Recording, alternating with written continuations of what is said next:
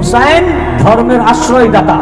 হুসাইন আলাইহিস সালাম ধর্মের কাছে আশ্রয় নেন নাই, ধর্ম হুসাইন আলাইহিস সালামের কাছে আশ্রয় নিয়েছে।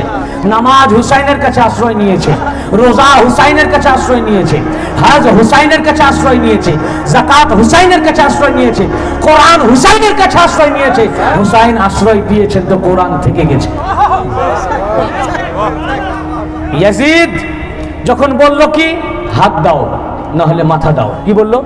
হাতের এত দাম, হাতের এত দাম, বললো হাত দাও না হলে, উনি বললেন হাত দেব না। হাতে কি আছে? হাত কেন চাইলো? ইয়াজিদ জানে হাতে কি আছে। কি আছে? ইমাম পাকের হাতে ইসলাম আছে। হাত একজনের উপরে তখন ইসলাম ঝুলছে। পাক পঞ্জাতনের 4 জন দুনিয়া ছেড়ে চলে গেছেন, পঞ্চ নূর ইমাম হুসাইন আলাইহিস সালামের উপর ইসলাম ঝুলতেছে। ওনার হাতে ইসলাম আছে, ধর্ম আছে।